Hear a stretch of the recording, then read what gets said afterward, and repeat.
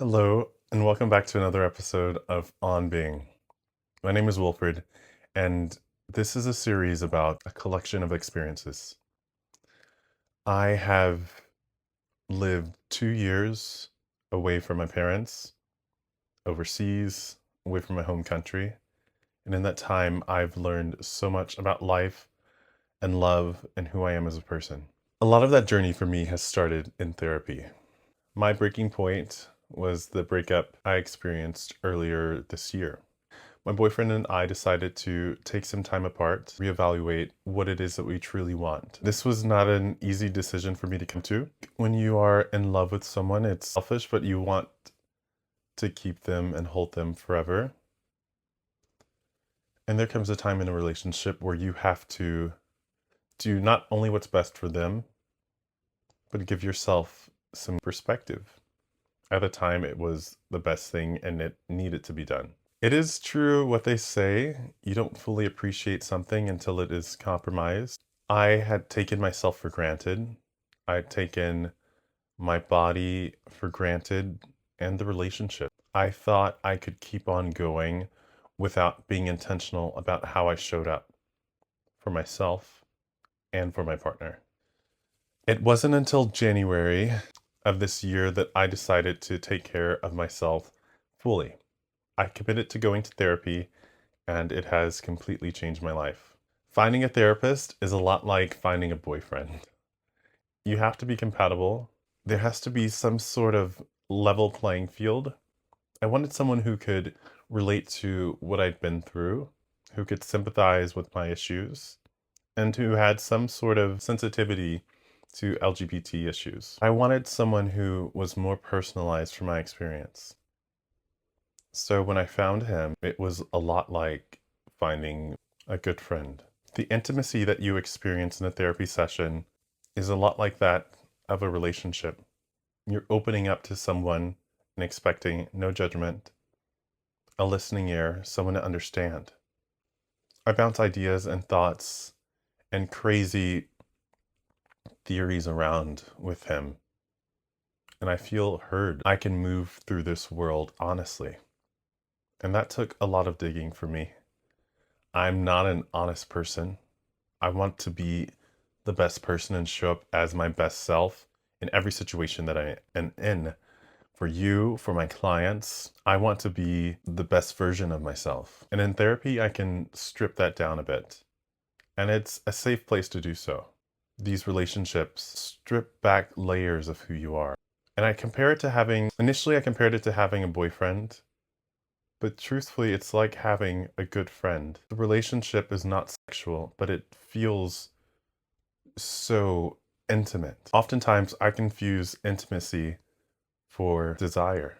And I think this need to be held or to feel like the only way that I can reciprocate vulnerability is through sex is something that I'm addressing in my own therapy sessions. I'm about to go to a session now, which I want to explain my complicated stance on friendship. I find it very easy to find romantic partners.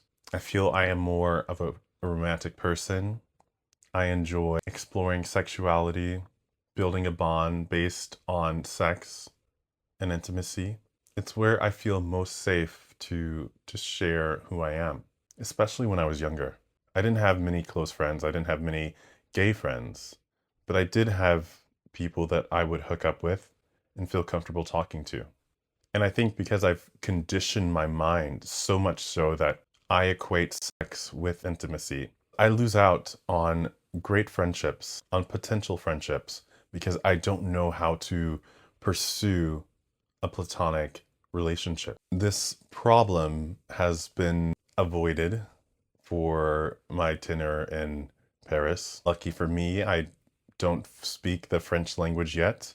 I'm learning, but I haven't developed many friendships outside of those with women who I don't have a sexual chemistry with most of the time. But with other men, I find it extremely challenging to just be friends. As a gay man, I watched and desired men in my upbringing, male teachers, male TAs in the military, male authoritative figures appeal to me. I think this lack is telling of some holes in my current understanding. Being able to differentiate love, sex, intimacy, friendship is a sensitive area for me. Those who are able to navigate it with respect and dignity for their friends, for those who they have sex with, for their relationships, I find it incredibly inspiring. I don't think this is an unique issue in the gay community. I think many men struggle with being friends and having gay friends who they do not have sex with. Oftentimes, there feels as though there's division of value in which you are someone to potentially have sex with and someone who you will not have sex with for whatever reason. I thought about this theory in my head the other day, and truthfully, it comes down to authorization, identifying your values, and based on that, authorizing yourself to fall in line between pursuing an interest and not authorizing yourself to do so. I think it's important to live by values. It's important for the common good, the people that we live with, the people that we love and respect. It's very communal. I'm from a more individualistic nation.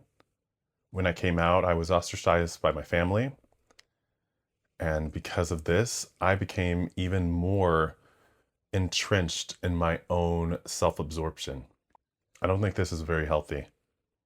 I think for the time being, coming of age, that's fine. It's a period. But after a certain period in your life, you have to take into consideration the other people around you, your family, your friends, those who you choose to be your family and friends. So I'm saying this with the utmost sincerity.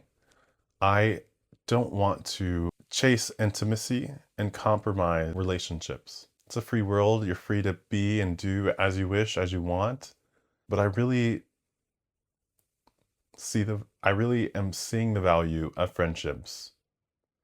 Being a part of my partner's life, meeting his friends who he's had for friends without any sort of sexual history is novel to me. I find it inspiring and I find it hopeful for myself. I too want to have deep connections with people outside of sex. I think it's possible to do so. I think sexuality is in my nature, it's in our nature as humans, but you can produce intimacy, meaningful conversations, a heart-to-heart with someone without stripping off your clothes. This is a shorter episode today, but as I'm going to see my therapist, these thoughts are running through my head. There are moments when we have such great conversations, I don't know how else to share with this person more of who I am. It's as if, as I'm getting deeper and deeper into myself, I'm feeling more and more connected with this person. So many layers that I put up each and every day to be strong, to be sexy, to be smart, to be funny. And when I'm stripping down these layers, I'm finding out there's a real me underneath this all, underneath this facade that I'm wearing and showcase. And that's really fascinating to me. And it takes intentional practice to strip back these layers. Even when I'm talking with my partner, sometimes I feel as though I'm still cutting through. And that process is slow. Sex brings us there quicker, you know. It gives us a place to meet. But there have been times when I have sat across from him and talked to him and saw his inner child, saw his wonder, his fear, that I fell in love with him in that moment. Love in a relationship is both platonic and romantic. These are beautiful moments in a relationship. And these are beautiful moments I want to have with my friends as well. I'm so happy I get to share with you, and I hope that you enjoy these conversations as much as I do. If you do, please let me know in the comment section below.